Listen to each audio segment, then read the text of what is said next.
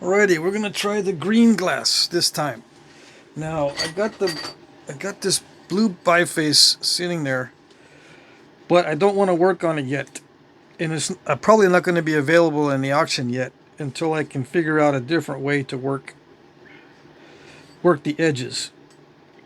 Okay, I got a lot of feedback in the comment section, which is good, but some of you are not understanding the way I nap. Um I don't nap with support. This is a freehand technique. So how do I get around the issue of support? Because obviously I can remove flakes. The way I get around the issue of support is I increase the velocity of my strikes. All right? And I have a feeling that you're not taking that into consideration. I don't need to have support if I increase the velocity of the strike. I can use the mass of the workpiece against itself. And that goes for small points as well, not just big pieces. I strike smaller points much faster than I do these bigger pieces. Because I need to, use the workpiece against itself. Okay? So, some of you do understand that, some of you don't understand that. I'm just saying it, just FYI. Okay? I don't use the support. And it's true that it does work when you use support, but I prefer not to. One of the main reasons I prefer the freehand technique is it's very versatile. Very versatile. I can stand up and nap, for example. Okay? I can also, position this wherever and knock flakes off, like into a bucket or into a certain area. I can direct where the flakes are going to go. Whereas if I have support, I'm pretty much stationary, where the flakes just go in one certain spot. But this way I can flake like this, I can flake like that, I can flake down, this way. I can even go backwards like this. I have a large range of possibilities. Okay? And the way I overcome lack of support is to increase the velocity of the strikes. Okay? Now, there's hazards in increasing the velocity of the strikes. Yes. One of the hazards is the crushing in the initial phase of the flake generating, or the generation of the flake, or the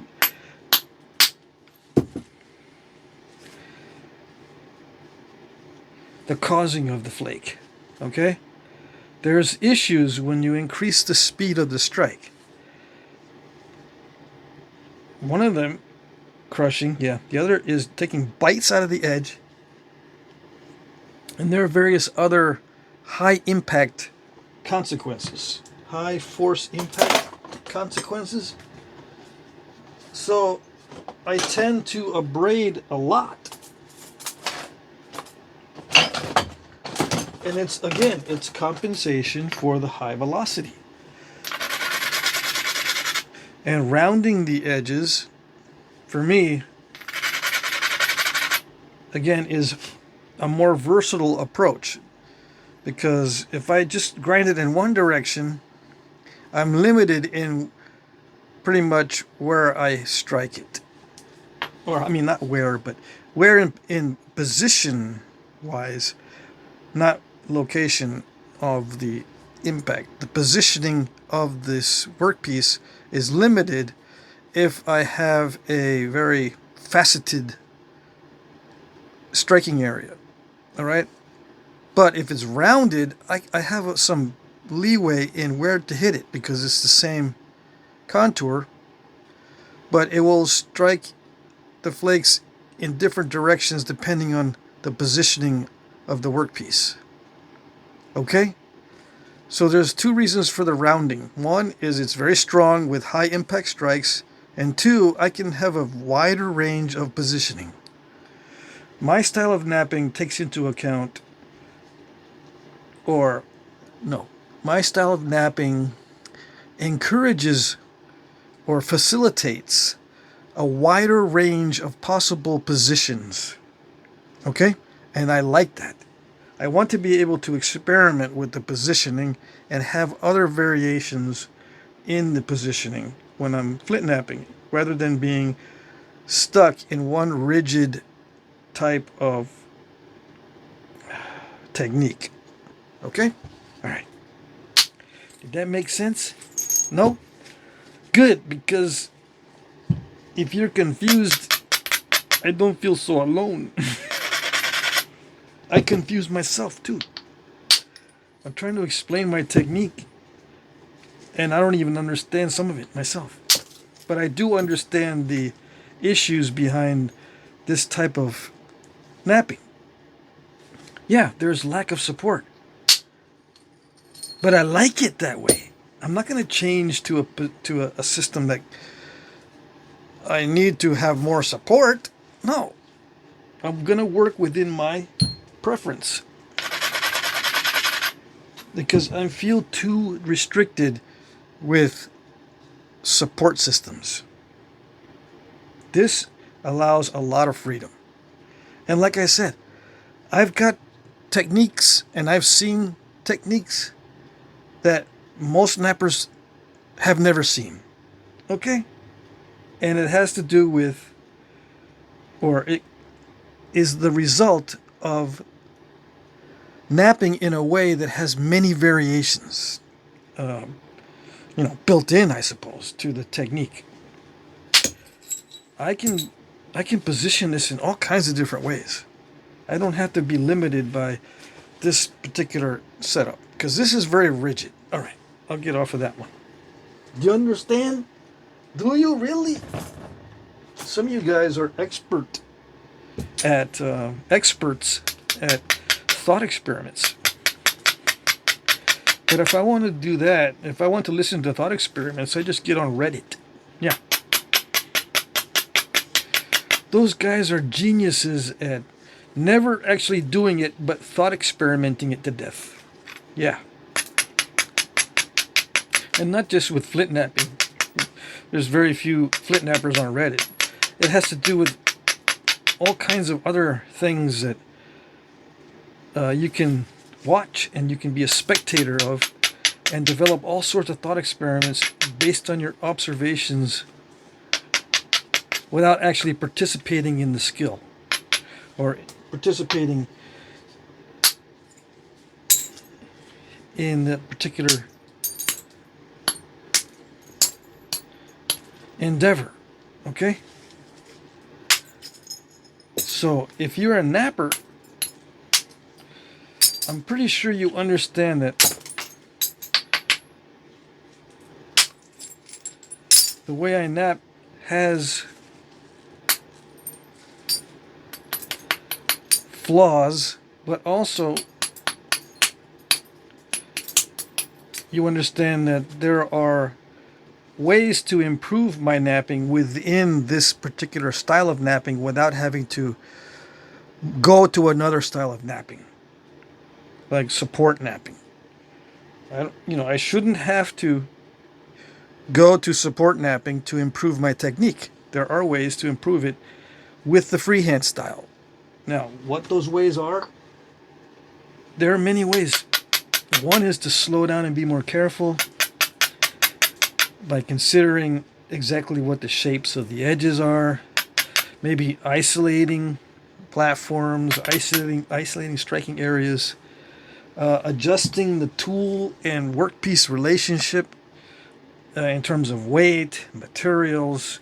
Some of these boppers will dimple more than others.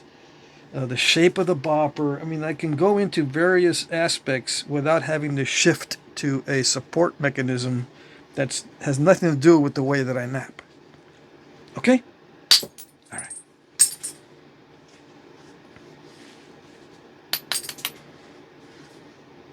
Okay. So while I was trying to explain all that, are you understanding how I'm approaching this particular piece? I'm just being opportunistic, right? As usual. How do I avoid? I'm avoiding the step fractures and hinges on this. How is that possible when I was hinging the other one like crazy? Because, I've learned a little bit about how this breaks. And this is very much the same as the other material. Okay? I'm learning, and this is more manageable in terms of size. So some of you guys are suggesting things, which is fine, but you've also missed the very obvious thing that the size of the piece makes it difficult to judge exactly what the best striking strategies are. With a smaller, more manageable piece that doesn't really change in weight all that much after each strike, compared to a large piece, when I remove a lot of material, the weight changes quite a bit on a larger piece. This one stays pretty consistent from one strike to the next. Okay, you need to take that into account as well. The feel of the whole operation changes with the weight of the workpiece. If the weight of the workpiece stays pretty much the same, you're dealing with less variability. And I can focus more on a specific type of energy transfer, right? And I can pretty much judge with predictability what's going to happen with each strike. Okay?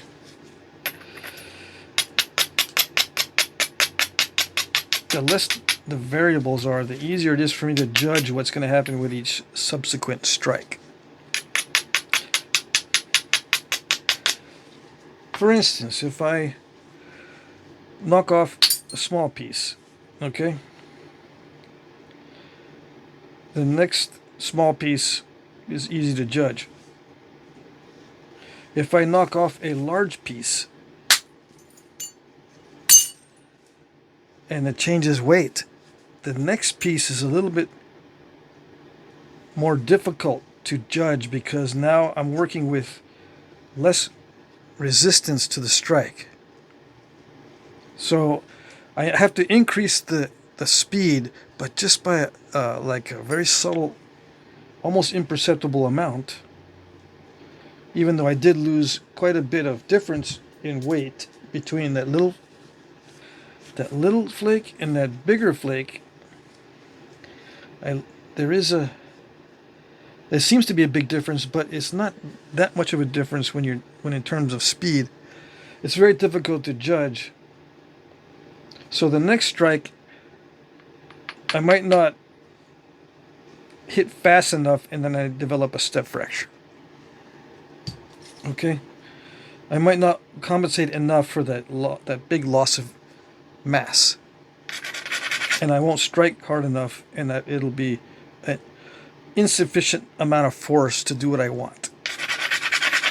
As an example, okay? Is it becoming a little more clear? Maybe? No? That's okay. Let me know. So with these large flake removals in comparison to the small ones, there is a difference in the resistance of this mass to the strike. Each time. It changes, it's variable. So in other words, what can work with the one previous is not going to work with the one following, with the flake following.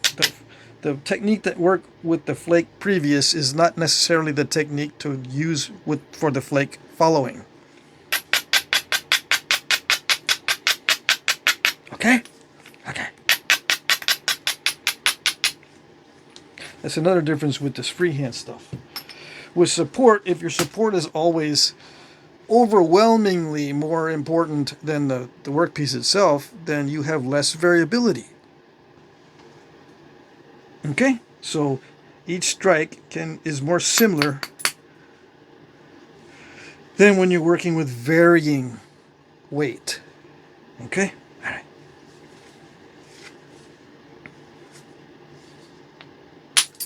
It's good that I get interaction in the comment section, because it forces me to really think about what's going on.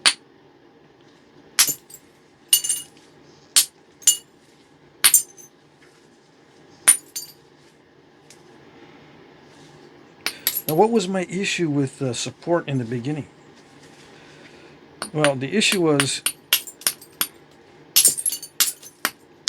my mental tolerance for monotonous type of work and for highly constricted work. I felt it's too robotish, too automated, too, I don't know, too restrictive. I liked having some variability in my knapping. If nothing else, just to break up the monotony. Yeah, many of the techniques that I saw in the beginning when I first started knapping were highly monotonous, and I lose interest in that sort of approach.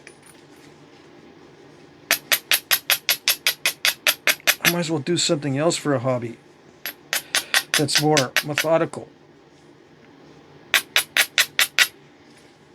You know, like calligraphy or something, where you try to make the letters the same every time. It's methodical. I got into calligraphy before, so I know a little bit about it. You just keep doing the same thing over and over until you become very proficient at doing exactly the same thing over and over, and in a way that looks good. Yeah, if I wanted that sort of monotony, I would have been a calligrapher. In fact, calligraphy videos make more money and probably have a lot more following and more interest and more revenue than these knapping videos. But I'm not interested in that sort of skill. I like the variability. Okay. Yeah.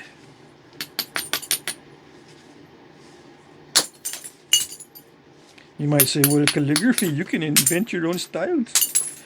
Yeah, I know, but once you invent your style, you got to keep duplicating it over and over again. You can't just invent a new style every day, or put some variability in the letters every day. It's got to be the same after a while. It's just got to be everything same old, same old. And the more same old you go, the more same old it goes, the better. Yeah, that's exactly what I don't want to do.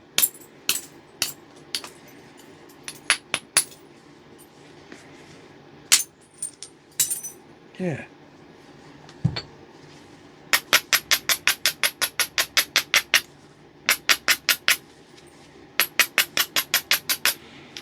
All right, so I got to the point where I can either use percussion or either use direct or indirect percussion now on this. But I'm going to continue with the direct percussion. I lost my big Abrader, my rough one. I cannot see it. Aha! There it is. Why do I like using it? Because it really tears through all the weak areas. Yeah, and I like rounding off everything, because it allows me, like I said, a lot of variability. I can strike it in many different ways. I don't have to be sitting here thinking, okay, I'm going to strike to get this off, so I got to angle this in the right way, and then I got to isolate it somehow, right? And then I get one shot. One shot. No, it's stupid. I grind it in such a way that I remove everything weak, so I'm only left with the strong areas. Okay, now I look. Is that strong area sufficient, or does it look like I can do something right there, or do I have to keep grinding, or maybe re-chip the edge and then do this again? I think I have an opportunity here to strike now this way, or I even have one opportunity there. It's not going to be as good as that one, but I got two choices here. I can even skip it. I didn't spend much time on here. I can skip it and let's just start doing it from the other side. Or I can just take a flake from up here somewhere above center line. And then maybe it'll fan out and take a bunch of that off. I'm not going to spend time choosing just one location and putting everything, all my time, effort, and energy into one spot. Yeah, I just go ahead and I just abuse this whole area there, so to speak. I got a lot of ways to get rid of that lump. And whatever I choose is not usually planned. I just look and I go, after thousands and thousands of strikes, what seems to be a good feel for that strike? Well, the ends are thin. I can hit the middle. I can continue to thin the ends. I can do that for two reasons. One is follows a ridge, and the other reason is it thins the tip. Or I can just say, heck with it all, and then I see a good way to just remove a bunch of it from the side here, because I need to move the sides in eventually anyway. There's many different possibilities. I like having the range of possibilities, because if it doesn't work in one spot, I can easily go to another spot without having to prepare the next spot. Okay.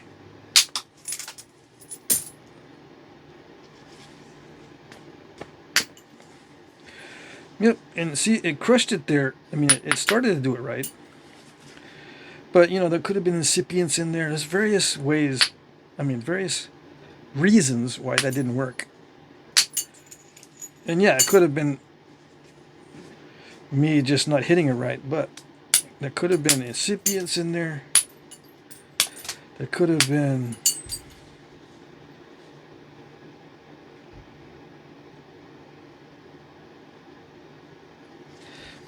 too strong of a platform or too strong of a striking area.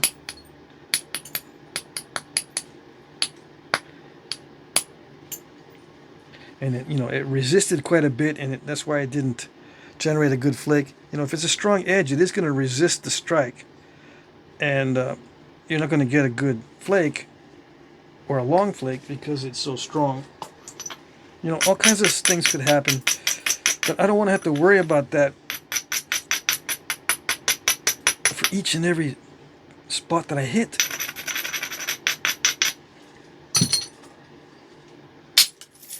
I'll just move on to the next spot and continue going and just move on. Yeah. Look for opportunities.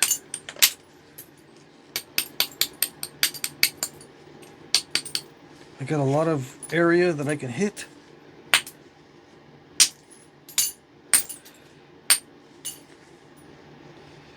I learn from these strikes. I don't get bored with the same kind of strike over and over and over again. These are all kind of different. The principle is the same, but they're all they all face different challenges. There's different contours of the edges and the surface, that sort of thing. I don't try to make everything same old, same old. Not till the end. It drains me to do everything the same and very methodical. I can do it, but I do it toward the end where it won't burn me out too early. Yeah.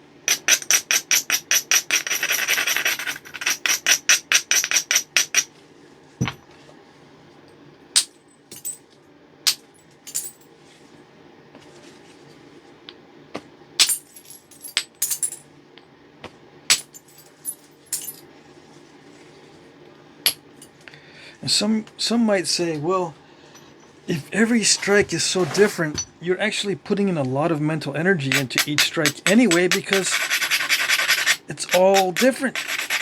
If it was the same, then your mental energy would be less, because you wouldn't have to think about all the different variables. I let you in on another secret. I don't think too much during this process. Believe it or not. Yeah. Even though everything's different with each strike, I don't think too much during this process. I think more when it's methodical, because there's more to remember. In a way, as far as the preparation, in the preparation of the edge, there's more to remember. If I only have one shot at it, there's more to remember for me, or it's harder for me to remember exactly what shape I need to do this. Have I done it before? How long should it be? I'm not going to use other opportunities to do that necessarily. I'm looking at just one opportunity, and then I'll deal with the next one. But I've got to choose the next one very carefully. For me, it's more thought doing it in a way that seems more methodical. It requires actually more thought. It seems like it wouldn't if I were to just do the same thing every time and position it the same way every time and prepare the platforms according to a formula and be pretty much the same every time. It seems like it would require less thought, but no, it requires more thought. With me, I can just wing it when I do this variable stuff.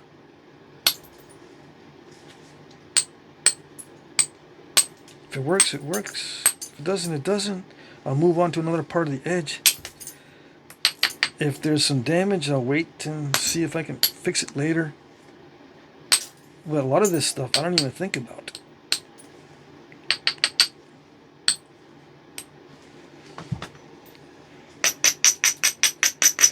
It's just the general sense of opportunism. In general, it's just opportunistic. Everything is opportunistic.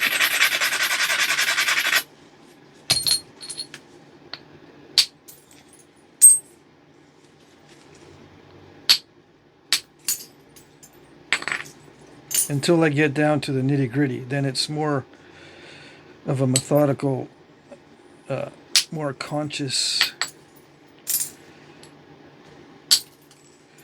more exhausting process.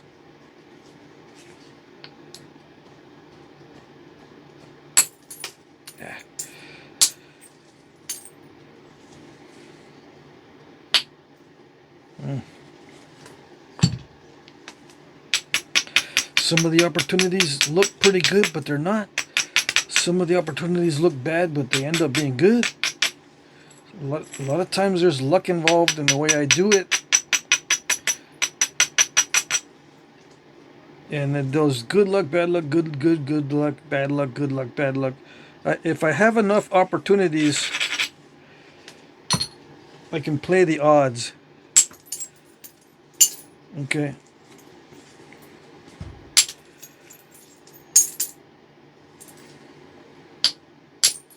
Some of the flakes will be good luck, some of them are not. The more flakes that I have the opportunity to take, the more chances there are for good luck. Of course, there's more chances for bad luck, but I try to reduce the bad luck. A lot of times I use my worldview of success is more a function of your lack of bad luck than your good fortune. So I try to limit the bad luck scenarios.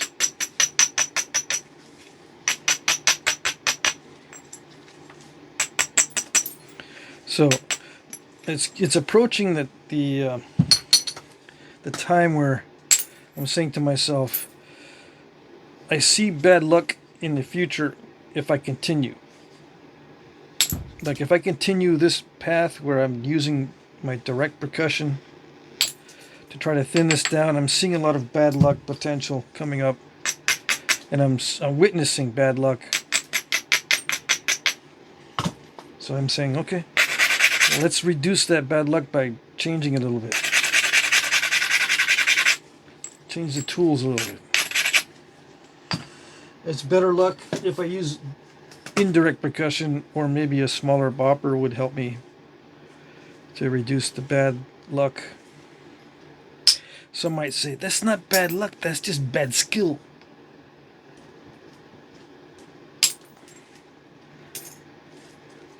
Well, I'm taking opportunistic strikes. Sometimes I don't know what's going to happen.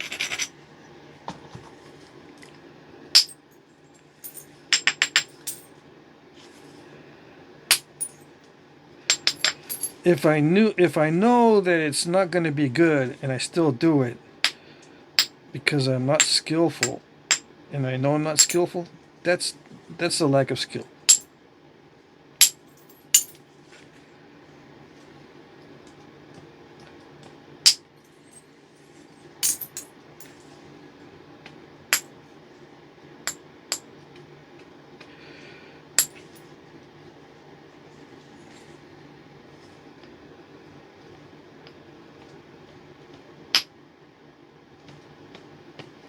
Okay, yeah, I'm not accurate enough with my hand-eye coordination to hit that just right. So, to avoid the bad luck, I'm going to switch over to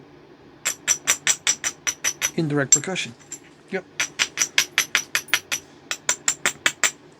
And indirect percussion saved my butt when I first got serious into knapping. Yeah.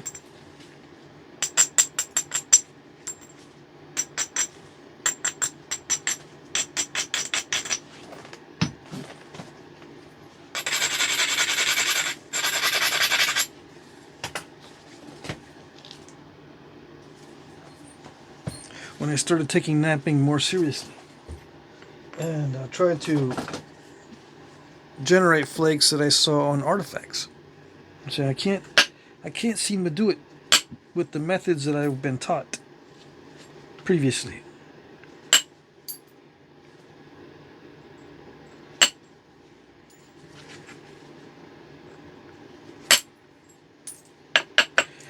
And besides, this type of flaking, you can do this with support. I mean, you can do that, but again, you're limiting your range of motion. I can do this. I can strike this way. I can strike that way. Of course, you can strike many ways in this plane, but you can't do it very effectively in this plane. I mean, you can't really. Things are starting to get in the way. And do I ever hit it like this? Well, yeah. If I have a little step fracture, I'll hit it like this. Like right there, I can hit it at this angle. Now, if there's something weird, I can also hit it at that angle. Very, very quickly. Yeah. So you can do this with support, but indirect percussion, I think it's best freehand. And then if I'm going to do freehand with indirect percussion, I might as well do freehand with direct too. It helps the continuity of your mindset. Yeah.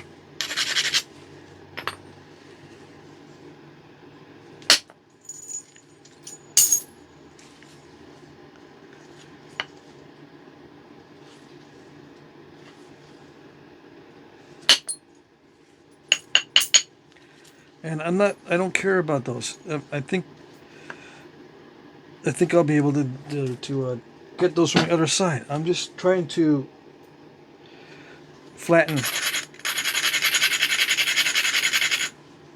these lumpy areas. And if I get a step fracture, no big deal. I don't consider it a big deal.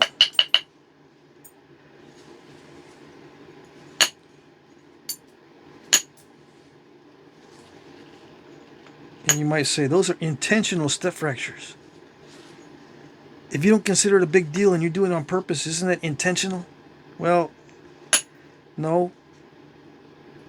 It'd be nice if they weren't there, but I just don't care that they're there. If it's creating step fractures right there, I don't care. And I'm not doing it intentionally to do that. If it wants to continue and not step fracture, it's fine. But I don't care that it is step fracturing.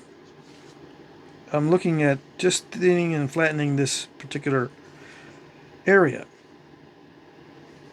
For example,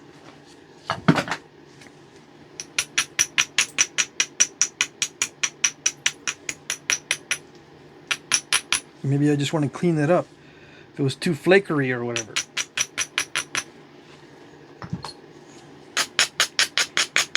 For whatever reason, I just decided I want to do that and not care. That doesn't mean it's intentional.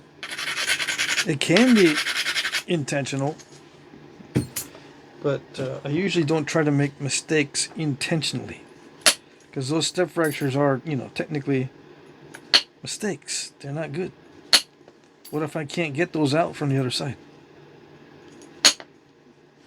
They are presenting an obstacle that might cause it to look stupid when trying to eliminate them. They might end up being all kind of crunchy in the middle. So there are drawbacks to not caring,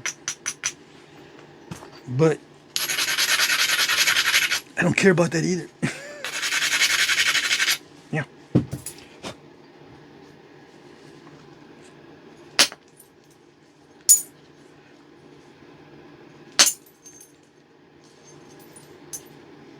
Okay. So a lot of times I don't reveal my mindset or what I'm actually doing, because sometimes it's not beneficial for you to know what I'm doing. Because you might say, is that what you're doing? There's no way I'm gonna nap like that. I'm changing the channel. I'm out of here. But if I don't say anything, you might try it and then like it. Yeah. Or it might help you to make thinner points or whatever, just by looking at what the potential is. Yeah.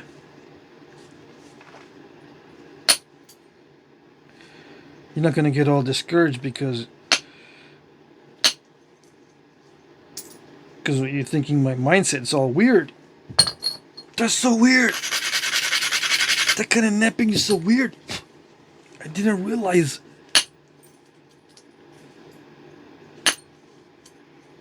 I don't want to do that.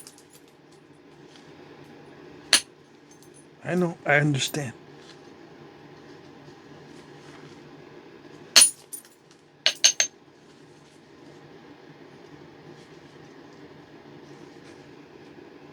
Or I try to understand. I don't always get it.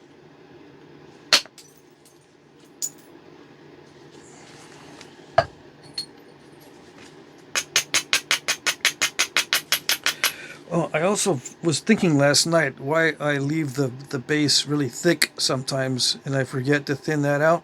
It's because I have another general mindset, especially when I'm making knives, that I like the base thick for the tang of a knife. And it took me a long time to get used to, in my mind, thickening the tang for knives. And it sticks. So I leave that thick and I thin it at the end. It's another reason why I tend to leave it a little bit too thick down here. Also, especially with paleo, it gives me thickness and meat on there for fluting or for the thinning flakes that look distinct. If it's got plenty of meat there, the flute is going to look distinct instead of just a very shallow skinning flake that doesn't look as bold. Okay? Anyways,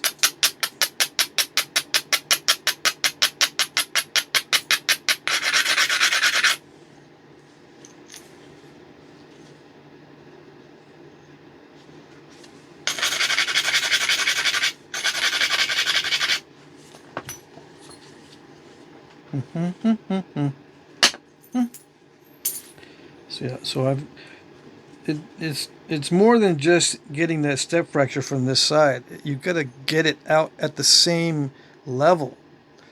Like you can't just skim it and then still leave part of it, and you can't dive it and then create another step fracture on the other side. You know, you can't take too much because it'll create another step right there. It'll clear that step off, but you'll get another step on that side. You don't want to do that either. So I gotta skin that off at the same level. And sometimes it leaves a little bit of crunchiness in the middle, but oh well. Even if it's removed at the same level, if it's not perfect, it leaves a little bit of crunchiness, so to speak.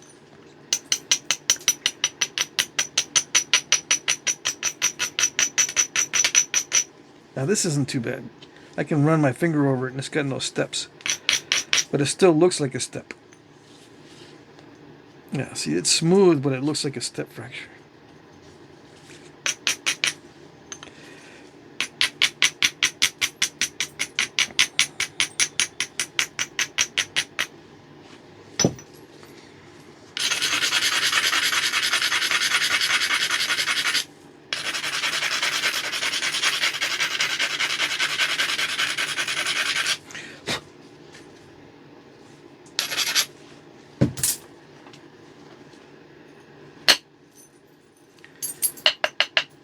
Yeah, there we go.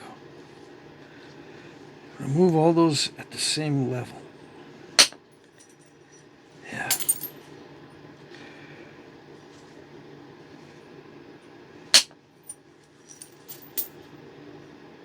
Try not to create any land bridges.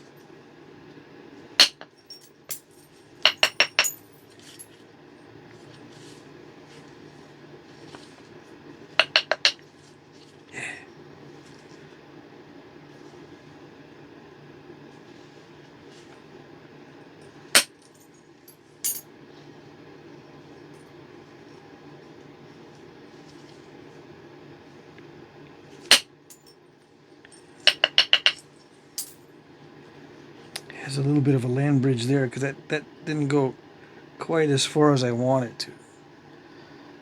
Land bridge kind of sort of, that flake stopped right there. Didn't go far enough.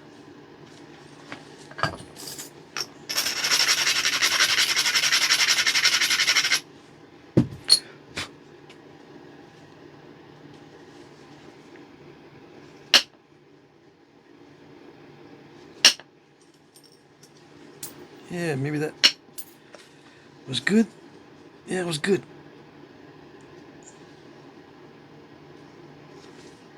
Is it going to be perfectly smooth?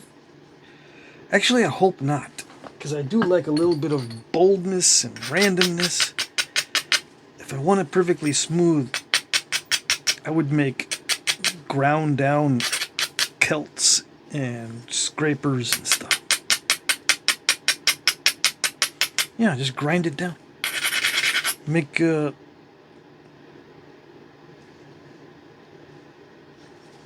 work clubs. You know, you can grind down a work club head. That sort of thing. Heck with this chipping stuff.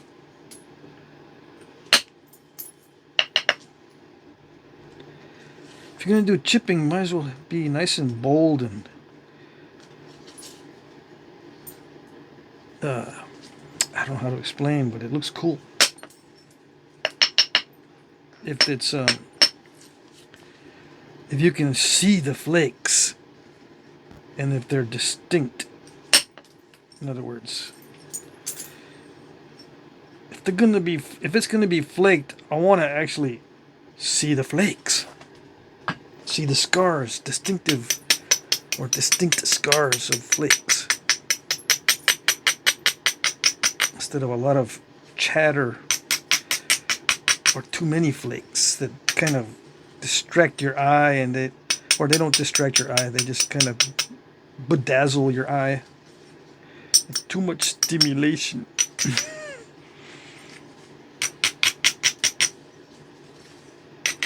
But you know, some people like the overstimulation of lots and lots of perfect flakes. Me, it's too stimulating. Overstimulation. ADHD starts to kick in. I like these flakes that, you know, you can see them. Yeah. I mean, that's a flake. Nice. It's just one. And, you know, there's not too many.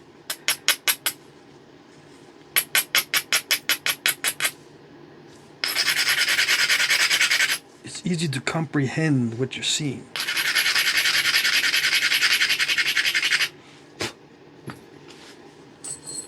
Someone mentioned that the glass dust is worse than stone dust. I actually spent some time researching that. I don't think so. I could be wrong. But, you know, stone dust chemically reacts with the lungs, and glass does not. Okay, so maybe I need to do more research. I don't know. I know that I'm exposing myself to a lot of dust.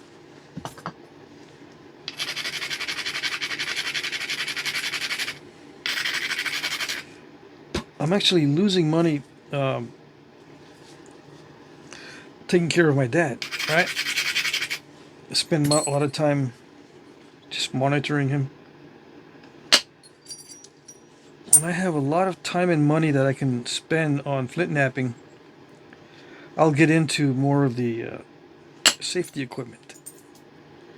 Get more fancy with filtration systems and stuff. So I do need to start worrying about that. Well, I should have been worried about that earlier. But it's getting worse because now I'm more confined because of the weather. A lot more rain here, a lot more cold weather. I need to not be napping in the confined areas. Whereas in Texas, I was napping always in a well-ventilated area because I didn't have to worry too much about weather. Yeah. Anyway, I'm going to be devoting more money into the safety equipment. Air filtration, ventilation. I'm going to be building another shop too. Soon, I'm going to be building a wood shop. And that's going to require some air filtration and ventilation. I'm much more reactive to wood dust than I am to glass dust or stone. Glass and stone dust does not affect me at all.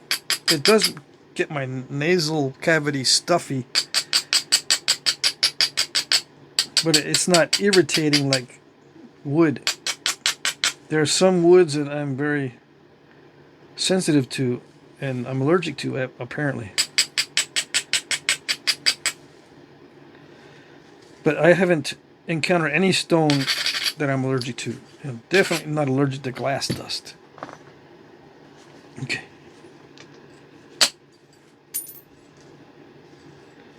So, let's see. What am I doing now? I'm being very careful to make sure that the flakes I take are not going to break the piece. The flakes I take shall not break. Must not break.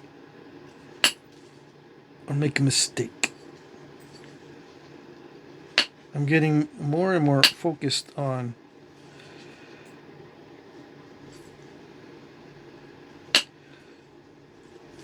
initial conditions and being very picky.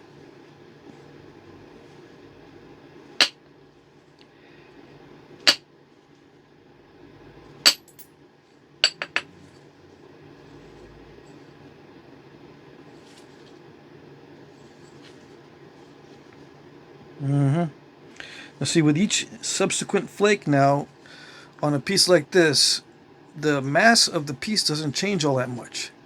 So it's a different dynamic. I can be more consistent because there's less variability, which helps a lot. I'm so glad that at this stage, these little flakes hardly change the mass of this at all. So one flake to the next is very similar. Okay? As far as the using the workpiece against itself, that helps a lot in the final stages. I need all the help I can get. Yeah. I mean, it helps everybody, no matter what technique you use. But yeah, I'm so glad that it does end up being that way. Yeah. Because you need less variability the thinner it gets. You don't want a lot of variability at this stage. You want to be able to predict your flakes in the best way possible, or in the most effective way, or you want to be able to predict, period. Yeah. Not in the most effective way, but you want to be able to predict it. What is the best effective way to predict things? I don't know. There's no one style that I think is the best style, because everyone's got their preferences for predictability.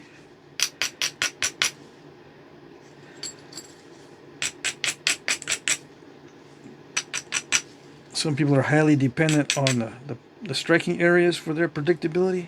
Some people are highly dependent on the surface quality. Some people are highly dependent on the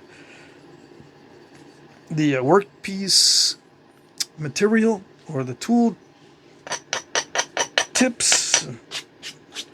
Maybe all of the above or a certain combination.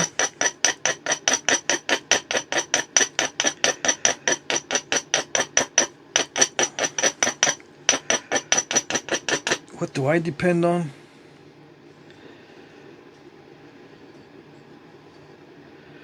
Mostly what I'm looking for is to make sure the edge can support the flake that I want.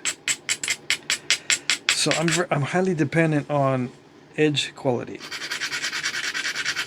which is ironic because I don't tend to construct my edges very carefully. But I am very careful to look to see what is a good opportunity and what isn't.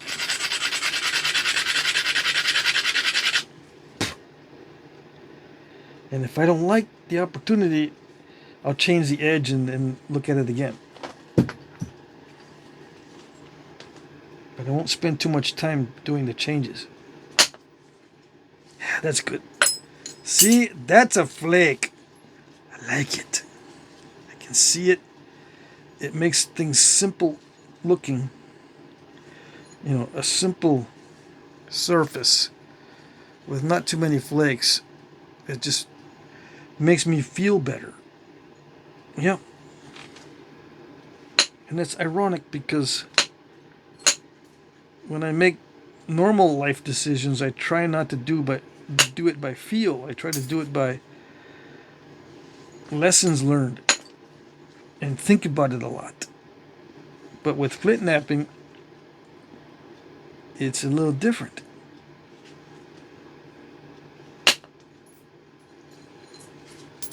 I don't always pay attention to lessons learned if I don't like it. Yeah. You could do a lot better if you just pay more attention to your tools. Yes, I know. I know, but I don't like it. I don't like having to pay too much more attention to my tools. Yeah.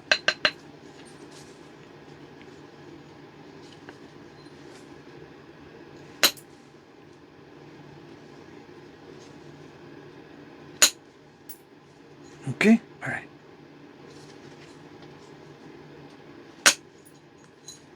I think I'm reaching the end of my ability here on thinning this for now.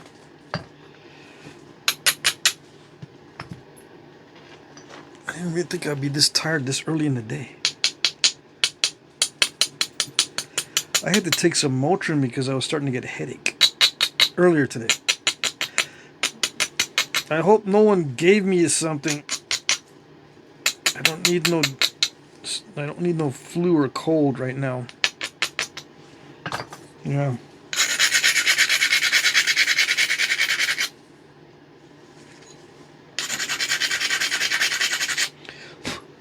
It's making me tired, whatever it is.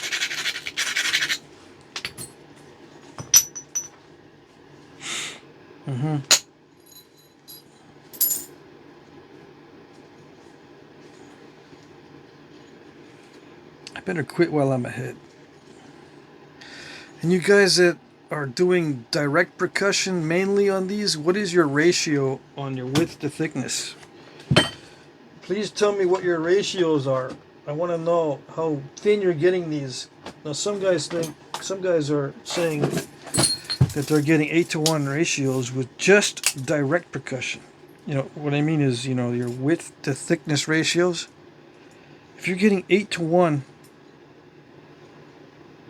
with just direct percussion on a regular basis, not just, oh, this is my luckiest piece in 20 years and I got 8-to-1. No. If you're doing it regularly, I want to see. I want to know. Regularly, I can get 6-to-1 with indirect percussion. If I'm lucky, I can get that with direct percussion, but I got to be lucky. Yeah. I'm seeing if I can actually reduce. I'm seeing a thick spot. Hold on. I can get a better ratio here in a second. But anyway, I got a feeling a lot of you guys with direct percussion are not getting good ratios. I could be wrong though.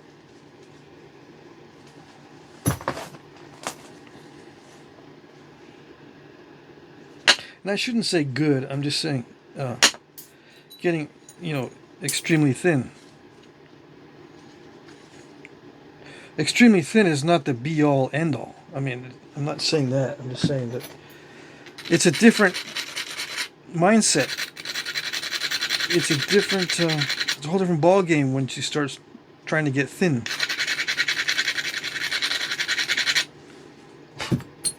So are you giving advice on something that you're not doing? Like if I'm trying to get it really, really thin and you're giving me advice on how to do it, but you don't do it, I don't know. Should I be listening to that? You might say, well, you can get much thinner if you do blah, blah, blah. And then I ask you, are you doing that? Well, no, I don't get them that thin. Well, then why are you telling me how to do getting it thin when you're not even doing it?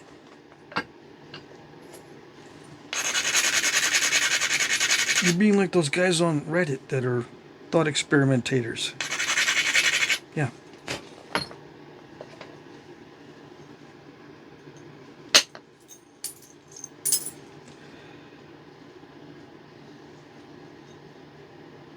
They're not doing it. They're just thinking their way into scenarios that they're thinking are in existence, or they think they know the reality. It is possible to think your way into a reality, but those kinds of realities are abstract, mathematical in many cases, and not real world. Yeah, mathematics doesn't necessarily reflect reality.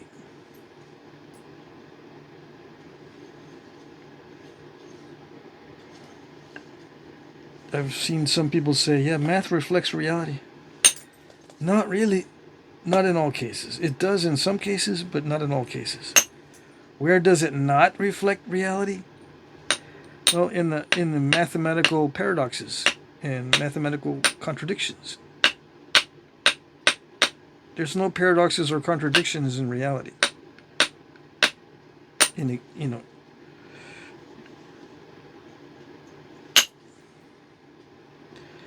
the physical world, there's no contradictions. There's not something that is and isn't at the same time. It either is or it isn't.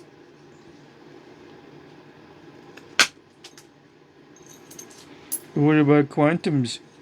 Quantum physics says it can be two things in the same time that are different.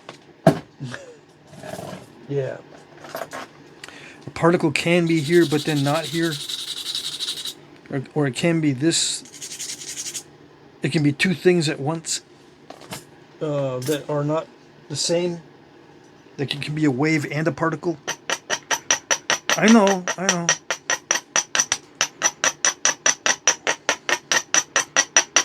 not talking to you. Talking about other things. And who knows what the reality actually is on stuff in the quantum level.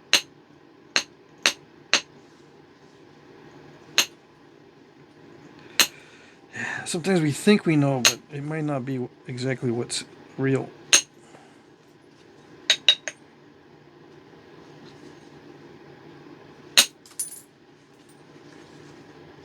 Okay. Let me get the ratio.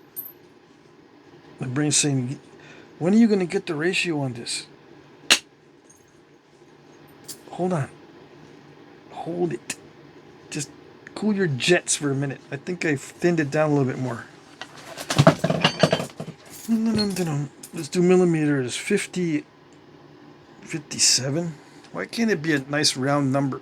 How about 55 right there? And what is the thickness? What is it? It's about 6. 6 into 55 is like 9. 6 times 9 is 54. 6 times 8. 48. 42. Yeah, that's 9 to 1. Okay, are you getting 9 to 1 with your direct percussion on a piece like this?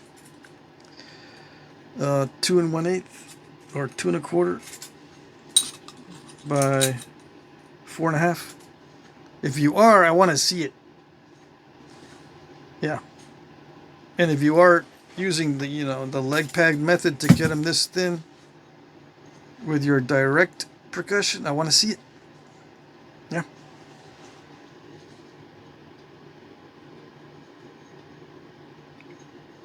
I mean, there are guys that can do it. Yeah, I know. I watch those videos. I do watch those videos.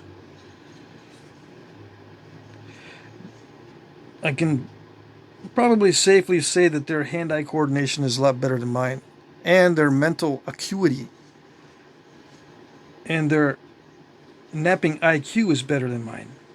Yeah. That's as thin as I think I want to go with this material. 9 to 1. So if I do this one here, I am going to finish that out. I'm not going to get it much thinner than that. In fact, I'm not going to get it that thin. No, because I'm afraid to snap it in half. Now, what is the ratio right now? Funny you should ask. It's like 70. Well, let's get where it's at 80. Is it 80 millimeters somewhere, or is it all 70 something? Let's do 7. Okay, let's just try it there. 78 divided by. Ooh, make it 10. 10. That's almost 8 to 1. So if it would have been 80, that's 8 to 1 there. That's thin enough, right? My normal is 6 to 1. Let's see. Am I cheating? No, it's about 80. I mean, it's just shy of 80. And I think it is 10. Let me just check one more time. Maybe 11 millimeter. If it's 11, it's about 7 to 1. Let's just say 7 to 1. And get a little bit thinner, it can be 8 to 1. But yeah, if it's better than 6 to 1, I'm doing good. 6 to 1 is my average. This is a different dynamic because it's larger, longer, and I'm more prone to snap these than I am to snap these littler ones. Yeah. And I'm afraid to do these big bold flakes on here because when I try, I get bites taken out because these edges just don't support the amount of force that I'm using. And again, I'm using a lot of force and a lot of speed because I use the workpiece's mass against itself rather than a support. Okay? And yeah, I can go back to using the leg method. I can support it down here. I can support it up here. There are ways to do this with support backing, but I don't do that because it kind of restricts me. I feel restricted. And it becomes very methodical. And you might say, well, didn't you just say that being methodical is your technique toward the end? Yes, I did. Yeah. And my friend Don would probably love it if I did his little technique toward the end of my bifaces and use a pad and, you know, hold it on the side of my leg rather than holding on the top of my leg. He would be thrilled to death that I'm using a method he's using. Yeah. I just don't trust myself to do this. My coordination is... I have a feeling I would just ruin a bunch of stuff. Yeah. No. Too much bad luck in the future if I do that.